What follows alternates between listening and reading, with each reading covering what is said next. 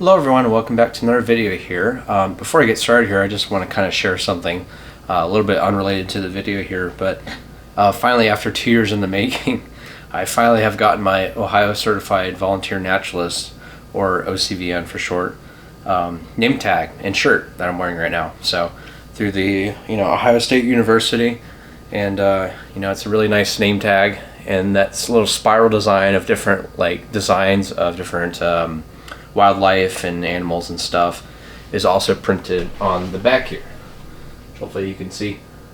Pretty cool that I got that shirt. Thank you for finally getting this out to us, graduates and everything, and happy to be wearing it at least. So, but anyways, more importantly, right now we're going to be talking about in this video here about the gear I use, and I made a video about 5 years back or so.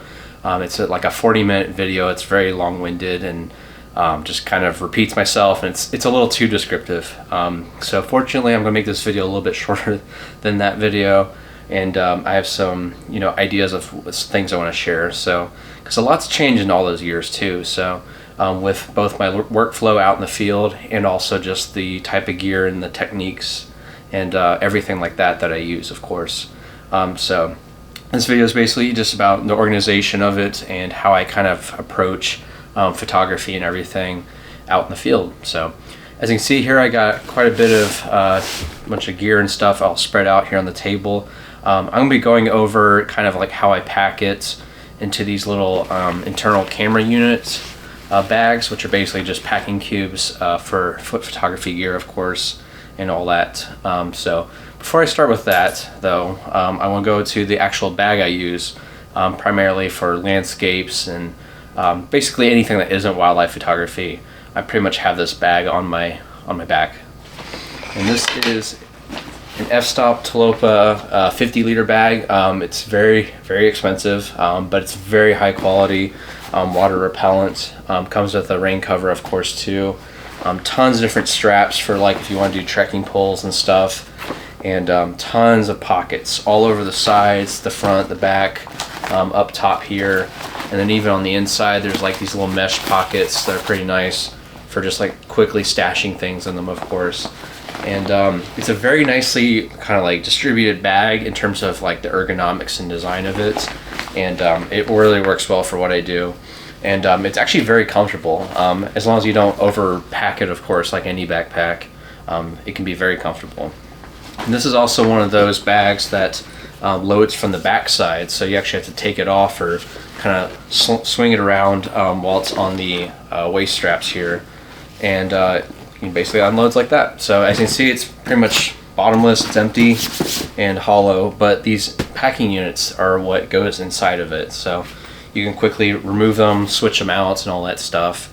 And I got two different packing cubes here that I use for photography, of course. So it's a very nice bag. I've had it for a couple of years now. It's really served me well. I highly recommend f-stop bags. Not sponsored or affiliated, just from my own experience now out in the field. They are very nice, high quality bags. And this 50-liter one is more than enough to really pack different types of gear and stuff. And also if you're out hiking, trekking poles, rations or food, and even stuff if you're doing overnight camping or tent camping or hammocks or something. So a lot of versatility, a lot of options with this. But yeah, basically the packing internal camera units, you basically open up this side and kind of lay it down, and you drop them in by the handle, and then basically with the zippers, just basically exposes it, and then you can mess around with the organization, layout, and all that kind of stuff. So yeah, pretty cool to get all that into there. I think it works pretty well. And this is also something that you kind of learn with time, of course. So you're not going to be overnight really figuring this out, especially if you're starting out with photography. But anyways, I think we're going to start with the wildlife one here, since it's the bigger one of the two. That is, there's more bulkiness to it. Of course, with telephoto lenses and stuff to get far distant subjects, typically you're going to have much bigger and probably heavier gear as a result. So I will say the way I approach wildlife photography is very different from how I approach other forms of nature and outdoor photography, in that I'm usually shooting on the move. That is, I have like a camera strap or sling, and I really don't do too much tripod work in regards to doing wildlife shoots and everything. So I basically use these cotton carrier, these are pretty well known photography straps, and this is nice to basically put on like a small camera. Like I can put on this fairly lightweight, that is, but super zoom Nikon P1000 camera. Like let's say I'm on a casual shoot or a walk or a hike, but I still want a camera with me to get far distance subjects and also just like documentation shots. Well, this camera's perfect for that. If I'm not really worried about getting nice photos and everything. And the way it works is with these cotton carrier is that it has a nice mounting bracket that you can attach to basically like a tripod plate, for example, in the bottom of this. And then it basically, as you're holding it, you can just imagine that, slides down sideways and then locks into place, and that kind of keeps it there. And then when you're ready, you just kind of reverse do it. So if that makes sense, hopefully. But yeah, there's plenty of reviews and stuff about cotton carrier. I'm pretty new to using them, but so far I've been really loving them. I have this Scout one, and then I have this one where you can have like a 2-camera setup, or you can have your binoculars on the waist belt on this other side here, and then you can have the camera, if it has the full telephoto lens, centrally placed onto, you know, center of gravity or center of mass of your body. So literally across your chest, you're just pointing down, and then when you're ready, just take it out and shoot wherever you may be shooting. And so yeah, these are really nice. I highly recommend them. Once again, I'm not affiliated or sponsored by anything in this video. I'm just going off of my experience firsthand with them. These are the ones that I've been using recently, and I really like them. So yeah, I use this, like I said, this Nikon P1000 to super zoom. It goes all the way up to 3,000 millimeters. I use this for far distance subjects if I merely want to identify what they are exactly, but I don't really use this for proper photos, at least stuff that would be more considered portfolio worthy. And then I have my Tamron 150-600 G2 lens here with a lens coat Realtree camouflage, kind of a neoprene protection mount on there. And then same thing, I have a cotton carrier brackets to basically use. So the nice thing about these straps that I just showed you is that they're all kind of modular, and you can basically mix and match where you want certain gear and everything. And you can even add like drone attachments or adapters to the camera straps and everything too, which is pretty cool. And then you're probably curious about the binoculars setup. It's literally just a kind of Velcro strap that goes around one of the lenses on it, and then it has a similar kind of mounting bracket. And so that basically goes in there and just rotates just like the other ones do. And then when you're ready, you just take it out. So far this has been pretty good using that setup, but like I said, usually with wildlife photography, I'm very much on the move. I'm not really sitting in a blind for the most part for like hours on end or days on end. So I like to be kind of moving in a slow kind of wandering pace, you know, usually photographing birds, but it could be other mammals, of course. So as you can see with this packing cube, it's a pretty large one because of, like I said, the telephoto lens and everything. But I also have this spotting scope that I just kind of keep in here for those, I guess you could say, emergency spotting situations, or if I'm going to like a certain, like let's say lake or grassland or body of water, maybe where there's far distant subjects to you know, identify, and I want to see more up close while still being at a distance.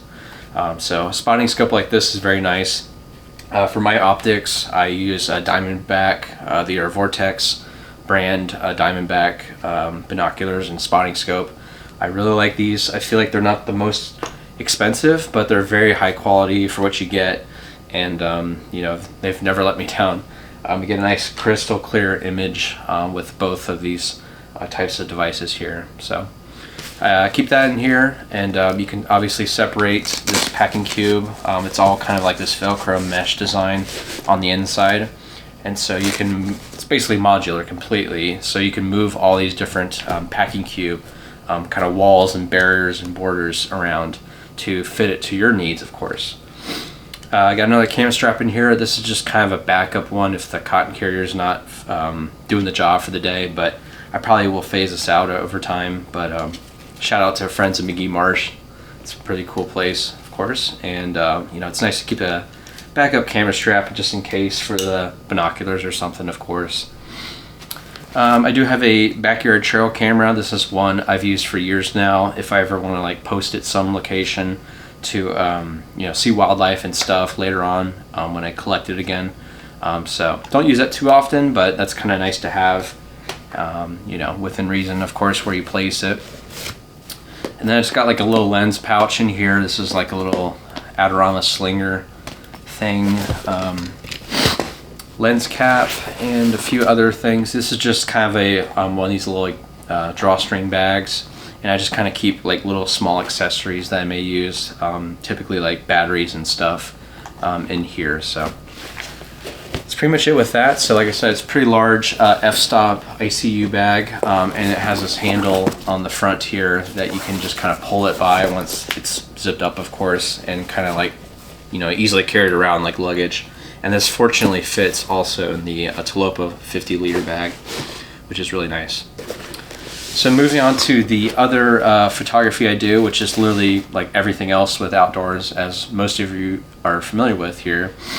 This is everything that isn't wildlife, and I also kind of lump in my video work, camera gear and assortments into this bag as well, just because I have space for it. But it is a slightly smaller Pro ICU from f-stop, but it still fits quite a lot, of course, and is also modular like the other one is. So I keep a little bit of like some journals, just kind of like field notes, if there's like compositions or something, or maybe I want to sketch or doodle some kind of design or something, or even just write down different notes about where I'm at or what I'm seeing, and whether that's documentary or in like a journalistic way. So I kind of keep some like handwritten stuff with some pens. I find these pretty nice to have, or you could even have something like a moleskin journal for that same purpose. So very traditional, but it's not required by any means nowadays, but I feel like it is pretty nice to have at least. I have a ball blower here. This is just for cleaning, that is, the kind of edges of lenses and filters and just other little nooks and crannies, of course, of the camera gear and stuff. If you ever get sand or dirt or any kind of assorted of the elements, I guess, out in nature. This is a hooded loop. This is something that I use kind of for fine-tuning focus. It literally is, this specific model I have is lined up with my Canon EOS 90D, which is actually up here. And then so I basically line it up with the LCD screen on the back and look through it to fine-tune focus, of course. So it's pretty cool to look through this and see the images on like live view mode or whatever, up close and more, I guess you could say, magnified or expanded, versus just looking at the tiny little viewfinder screen on the back there too. And then we have a 50mm prime lens that's just kind of sitting in there with a lens hood to match, of course. I got an extension tube that I can mount to like the 50mm lens, or I could do to this 70-200 lens that also has a lens hood and a tripod collar to distribute the weight, of course, on a tripod. So these are nice for, like, you know, close-up subjects. Of course, the extension tube is nice for macro photography, of course, and anything close-up that I would like to enlarge and everything. The 50mm is nice just for kind of like a nice static view of maybe a landscape or something I just wanted a nice traditional kind of focal length at, I guess. And got some filters in here. I have, I don't really use UV filters anymore, or not really at all, that is. But I do have some circular polarizer ones, and I have a neutral density filter. So, and these are all Hoya filters, or my, I guess, brand of choice that I've had for many years now, and they're very high quality but affordable. So shout out to them, they're pretty nice stuff they make. And then other than that, that's pretty much it. I do have some video stuff. I have a GoPro Hero 8 here that I use for, nowadays I use mainly for time lapses in my videos that I find pretty nice to just kind of add some variety to the footage I'm shooting and everything that is. And then here's the drone, a DJI Mavic Air, the first generation one. And this is nice for, of course, as you can imagine, aerial footage. I don't really take too many photos with it from up above and everything, but I like to change that in the future, of course.